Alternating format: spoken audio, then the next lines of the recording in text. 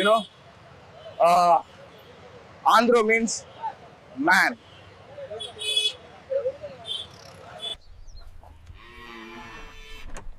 If you want to speak English like this, subscribe to this channel.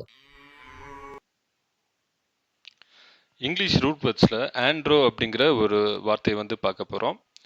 Andro அப்படின்னு சொன்னால் என்னென்னா meaning மேல் man human being அப்படிங்க சொல்ல அர்த்தம். மேக்ஸிமம் வந்து மேல் அப்படிங்கிற ஒரு ஆணை குறிக்கக்கூடிய ஒரு சொல் தான் வந்து ஆண்ட்ரோ. ஃபஸ்ட்டு வேர்டு என்னன்னு பார்த்தீங்கன்னா ஆண்ட்ரோஜின் அப்படின்னு சொல்கிறாங்க. இதை வந்து ஸ்ப்ளிட் பண்ணால் ஆண்ட்ரோ அப்படிங்கிறது வந்து மேல், ஜின் அப்படிங்கிறது வந்து ப்ரொடியூஸ். அதாவது ஒரு ஆண்லேருந்து கிரியேட் ஆகிற ஒரு ஹார்மோன் அப்படின்னு சொல்லி வச்சுக்கலாம். ஸோ ஹார்மோன் அப்படின்னு சொன்னால் டெஸ்டோஸ்டோன் அப்படிங்கிறது வந்து ஆணில் கிரியேட் ஆகிற ஒரு ஹார்மோன். ஸோ எக்ஸாம்பிள் என்ன அப்படின்னு சொல்லி பார்த்தீங்கன்னா testosterone is well known androgen responsible for male secondary sexual characteristics. So இது வந்து ஹார்மோன் அப்படின்னு சொல்லி வச்சுக்கலாம்.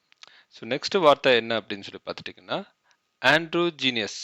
ஆண்ட்ரோஜினஸ் அப்படின்னு சொன்னால் இதை வந்து ஸ்ப்ளிட் பண்ணால் ஆண்ட்ரோ ப்ளஸ் ஜின். ஸோ ஆண்ட்ரோனா மேல், ஜின் அப்படின்னு சொன்னால் இந்த இடத்துல வந்துட்டு ஃபீமேல் அப்படின்னு சொல்ல அர்த்தம். ஸோ இதில் என்ன ஒரு மீனிங் அப்படின்னு சொன்னால் ஆணும் பெண்ணும் ரெண்டு ஒரு கேரக்டரிஸ்டிக்ஸும் ஒரு ஒரு லைஃப்பில் வந்து இருந்தால் வந்து அதுதான் வந்து ஆண்ட்ரோஜீனஸ் அப்படின்னு சொல்லிட்டு இருபால் தன்மை கொண்ட ஒரு பொருள், ஒரு நபர் அப்படின்னு சொல்லி சொல்லலாம். ஸோ மூணாவது ஆண்ட்ராய்டு. ஆண்ட்ரோ ப்ளஸ் ஆய்டு. ஆண்ட்ரோ அப்படின்னு சொன்னால் மேன், ஹியூமன். ஆய்டு அப்படின்னு சொன்னால் அதனுடைய ஒரு உருவம். ஸோ ஹியூமன் உருவத்தில் இருக்கிற ஒரு ஒரு உருவம் அப்படின்னு சொல்லலாம். ஸோ வந்து இது வந்து மனித உருவத்திலான ஒரு ரோபோ அப்படின்னு சொல்லி சொல்லலாம். ஸோ ஆண்ட்ராய்டு இதைத்தான் வந்து நம்ம ஓஎஸ்ல வந்து நேமாக கொடுத்துருக்காங்க ஆண்ட்ராய்டு அப்படின்னு சொல்லிட்டு.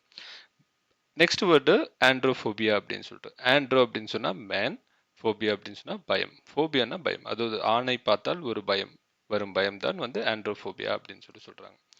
நெக்ஸ்ட் வார்த்தை மிஸ் ஆண்ட்ரி. மிஸ் அப்படின்னு சொன்னால் டு ஹேட், அதாவது வெறுக்கிற ஒரு செயல்.